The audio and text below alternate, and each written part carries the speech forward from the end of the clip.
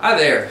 Thanks for taking some time to look around our website, and I'm pleased that it's brought you to the page for questions and answers about our Anglican worship tradition. Today we're talking about a lectionary. What is a lectionary, and why at Apostles do we use a lectionary? Well, a lectionary, described just from what the meaning of the word is actually derived from a Latin word, lectio, from lectionary. Lectio means reading. So not really anything complicated except to say that the lectionary has to do with readings, and in our case that means the reading of Holy Scripture. And the way that we use a lectionary is actually not anything new at Apostles. It's something that's very ancient, a practice of the church. And the purpose of using a lectionary is so that we would read the whole of the Scriptures and not just the portions that we like or that preachers can preach on. I often joke that if I get to choose what I want, then you're getting the Jack King version rather than actually the Holy Bible as we all want to hear it, and we need to hear it in its fullness. And so the lectionary draws each Sunday on four areas of Scripture.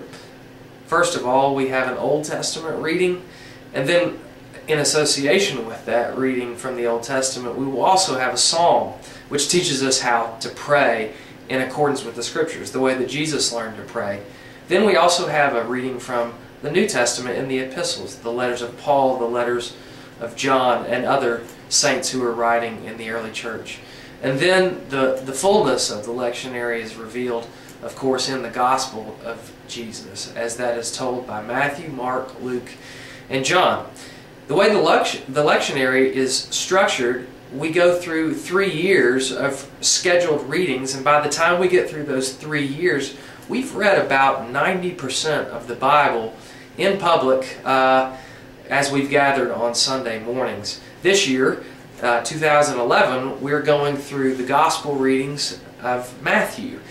In November of this year in the lectionary will be complete, and in the following year we will read from Mark's Gospel. So there is some sense of sequence to the readings that are given in the schedule, but the whole purpose is that we would have the gift of the whole counsel of God so that it would shape and form us, that we wouldn't just pick what we prefer and what we like and what we can understand, but that we would trust God to speak through the Scriptures, to interpret, to explain, and most importantly, to teach us how to live as Christ called us to live. So that's why we use the lectionary, and hopefully that may help to explain why we read the Scriptures and the way we do that at Apostles on Sundays. Thanks for listening.